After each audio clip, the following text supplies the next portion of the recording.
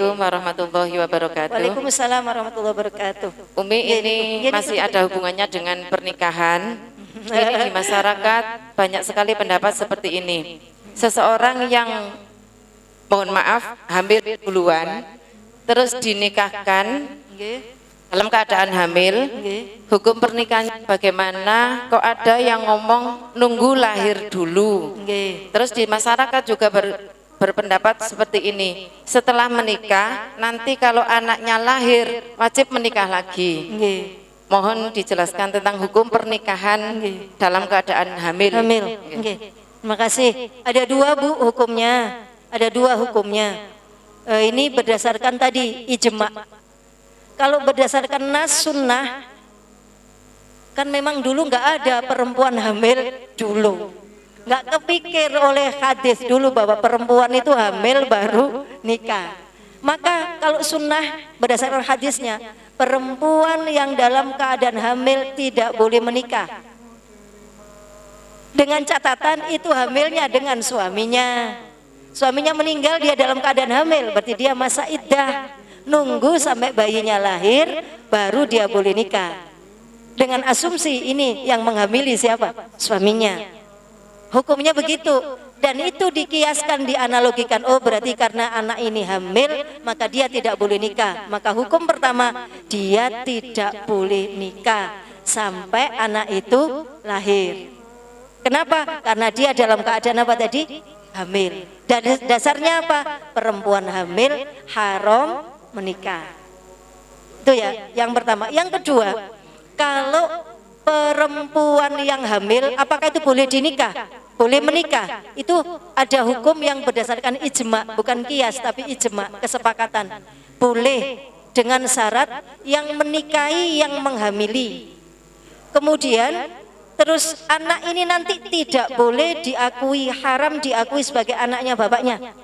Dia hanya nasab pada ibunya. Jadi dia sama bapaknya ini bukan muhrim. Tidak dapat waris, harus tutup aurat, boleh nikah sama bapaknya dan lain-lain, karena dia pada dasarnya orang lain. Itu pendapat yang kedua, boleh nikah asal yang menikahi itu yang menghamili. Terus ada lagi lanjutnya yang itu tadi, dengan syarat juga nanti setelah ini lahir dia tajdid atau nikah lagi untuk mensahkan anak yang lahir yang akan datang. Paham? Jadi nikah yang dulu, yang kemarin itu hanya untuk menutupi aib, dan itu hukumnya itu tadi. Kenapa ulama membolehkan nutupi aib keluarga? Karena menutupi aib itu hukumnya wajib, pakai dalil itu, maka dibolehkan. Paham Bu? Bukan terkait nasab, maka nasab tetap dia orang lain. Hanya menutupi apa tadi? Aib. Maka itu untuk sah setelah ini lahir akad nikah lagi. Jadi anak yang lahir kemudian adalah sah anak bapak dan ibu berdasarkan pernikahan yang baru. Ngerti nggih? Dengan apa? Anak yang pertama tadi tidak anak bapaknya. Selama-lamanya dia tidak punya bapak. Bapaknya adalah hakim. Kalau nikah dia wali hakim. Gitu. Umi, tapi kok ada yang ngomong katanya pernikahan itu selama ada saksi, ada pengantin yang dinikahkan, pernikahan itu tetap sah. Jadi setelah bayi itu lahir tidak usah mengulang pernikahan lagi. Itu betul. Pernikahan itu sah selama rukunnya terpenuhi, ada mempelai, ada lagi. Tapi siapa yang jadi mempelai? Ada lagi syarat-syarat mempelai. Dia tidak dalam keadaan hamil. Nah, itu disyarat mempelai. Karena perempuan ada yang haram dinikah, yaitu dalam keadaan apa tadi? Hamil, atau perempuan yang saudara, atau perempuan yang dalam garis keturunan ibunya dan sebagainya. Nah, ya. Jadi itu tadi sahnya nikah, bukan syaratnya, bukan sahnya jadi mempelai. Gitu ya. Jadi lebih baik menikah. Lebih baik menikah untuk menutupi aib. Kalaupun tidak, maksudnya pernikahan yang kedua, Mi, seumpama tidak menikah, bagaimana? Loh. Ya anak yang lahir nanti tidak sah. Di masyarakat kan banyak seperti itu, Mi.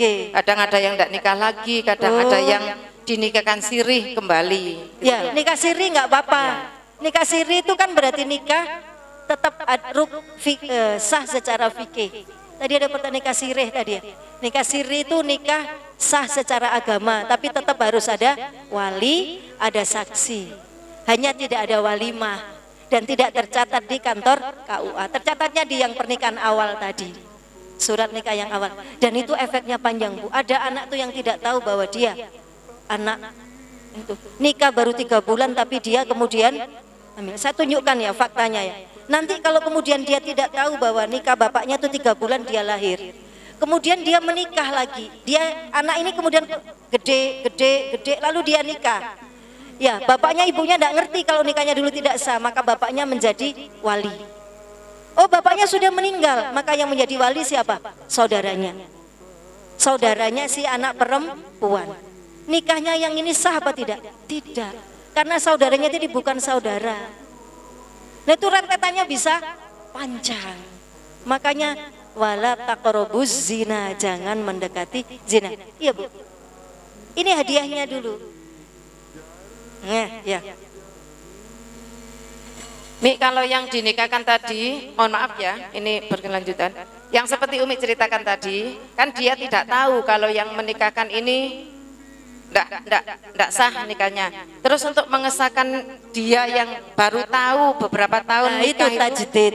Itu gitu namanya memperbarui nikah. Nikahnya diperbarui lagi. Untuk tobatnya gimana, Mi? Ya tobat, kalau tobat dari gitu itu ya, di samping tadi tajdid, memperbarui akad nikah, terus menutup diri dari hal-hal yang sifatnya perzinaan. Jadi ya pakai jilbab yang rapet, jangan kontak-kontak sama laki-laki, terus merendahkan diri di hadapan Allah, benar-benar tobat serius, saya salah, saya dosa, kotor, najis, begitu diampuni insya Allah sama Allah ya. Jadi Terima kasih, Mi. seperti itu. Oke, sami-sami. Ini mewakili mungkin yang lain. Masih ada lagi ya tadi ya? Oh, jenengan. Oke. Kenapa? Tuh, terkait tadi. Ini aja mic-nya. Ini mic-nya yang saya ya. Oke.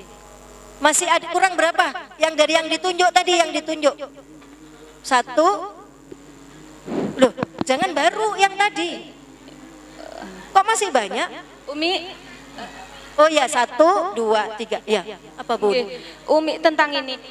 Untuk terkait yang pertanyaan yang tadi nyambung tadi nggih Mi nggih. Nggih. Itu ada 2 pendapat gitu Mi kisahnya. Kalau ada ulama yang pendapat gini Umi, untuk hamil di luar nikah, misalkan dia dinikahi oleh yang menghamili, terus dia belum sampai 4 bulan kehamilan, Umi itu tetap anak bapaknya, nanti dia juga tetap jadi walinya. Terus kemudian ada juga pendapat yang seperti yang Umi tadi gitu, untuk yang dia hamil di luar nikah, tapi dia bulannya tidak terhitung gitu, dia tetap dihukumi dia bukan anak bapaknya.